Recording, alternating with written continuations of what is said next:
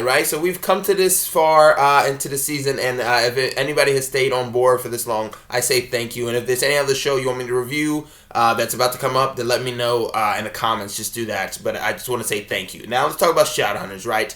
Okay, so this episode was actually quite good. I thought there was a lot of tension building, especially with the music involved, and I thought a lot of stakes seemed like they were kind of raised for the most part, right? So let's talk about a couple of things here, right? So Hodge pretty much is giving the cup to Valentine, right? And we kind of see this happening after last week's betrayal, which nobody kind of saw coming, apparently. So he kind of gives the cup to Valentine. Valentine kind of gives him his freedom. And then it turns out that Valentine just kind of lets him loose. He didn't really give a shit about him, right? So I'm looking at Valentine's army, and I'm like, damn, this guy really stacked up. This guy really knows what he's doing. He somehow found some of the dumbest people to go up against, all these other Shadowhunters in the world. And I'm just like, how the hell did this possibly even happen? But the main thing I thought while watching his army on that boat was, that is a lot of fucking leather. I mean, just like, it is a lot of fucking leather. I don't know if anybody's seen the Jimmy Fallon skit where he like constantly wears leather and is like rubbing against each other and they overly do it.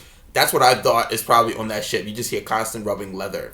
But that's just what I thought for some reason, right? Now, overall, I did like that Jace and, it's kind of going to the dark side a bit, right? So Hodge kind of gets out of Valentine's way, right? And then they kind of find him, whatever. I thought the fight between Jason and Hodge was actually quite good. I think the fight choreography has definitely improved since the first episode, just in general. And I think it's actually one of the standout points. Now, granted, some of the slow motion still is kind of a killer for the thing, but I think that was actually a well choreographed fight, and I actually did enjoy it. I did like the interrogation. I do like JC going to the dark side. I know some people probably be like, no, but I think he's actually almost a better actor when he's acting bad, and he's actually more interesting just in general, quite frankly, right? But I thought it was funny that every time Clary, in this episode, and I kind of mentioned last week, that Clary kept on mentioning that, our father, you're nothing like our father.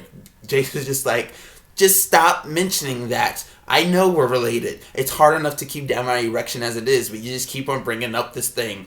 But yeah, I was just like, just leave the guy alone. Don't say that. He's having a hard time. But yeah, I just thought that was funny to see personally. A couple of other things in here that I really did enjoy. So Camille comes back, right? So they need Camille pretty much to find this white book, apparently, to release Jocelyn out of her, green gas that's like following her around, right?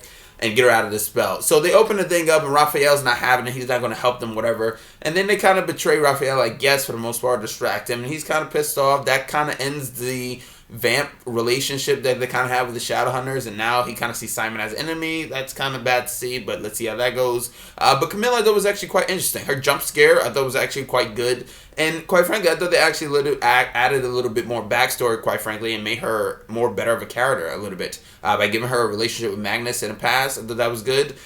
From giving her, stuff with the books or whatever. The awkward kiss, I thought was actually quite funny. Magnus doing like, she's crazy. But I thought that was actually quite funny, just in general, for me personally. A couple other things that really stuck out in my head personally was that I did think Valentine was probably at his all-time best in this episode, just in general, right? I didn't, and that's not a big statement really, but I thought he was actually quite good, just in general. I thought he actually seemed scary. I thought he seemed a little bit menacing for the most part, and he actually delivered his part quite well compared to any other episode previously, right? Now, when Clary and Jace kind of go their separate ways, right? Valentine kind of gives him an ultimatum, go with him or he'll kill the people, whatever.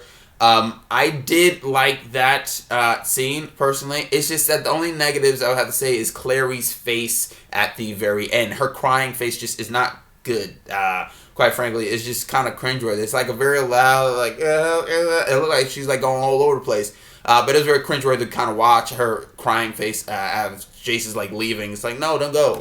But maybe he should go if that's her face. But yeah, that wasn't very good. A couple of other negatives, they're more like nitpicks, but Simon's Twilight hair, I don't know what the fuck it was. The guy needs to chill out on hair gel, I'm telling you. Because one minute it's going straight up, next minute it's going straight across, and I'm just like, you know what, you need to, just because you're a vampire doesn't mean you gotta, put so much hair gel in, what's next, you're sparkling. Also, when is he going back to his family? Second thing I would like to say for negative or nitpick is just that it was very convenient that they kind of found a book. It was just like, oh wait, it's a cooking book. It's the recipe my mom made. That makes so much sense. I was just like, really? I also did like the, don't lose hope conversation that Clary and Simon kind of had. I thought that was actually nice that Simon is kind of like the hope guy now, kind of reversing sides or whatever, because he still thinks he has a chance. But I thought that was actually nice. He finally says he loves her, and then she says it back, even though she kind of paused a bit, and you kind of be like, she just said it just to kind of say it. She didn't mean it. That was clearly obvious, just in general. And then at the very end, we kind of see Jocelyn get out of this funk. They do the spell. She's getting out of the gas, whatever. And I would give Shadowhunters props. They know how to put this music together, right? Because the music that they played during that scene, I thought was actually quite good. Now, granted, it's not necessarily everybody's type of music, but they know how to utilize their type of music for those scenes, and it elevates the scene just in general. So I thought that was actually quite good, and I did enjoy it personally.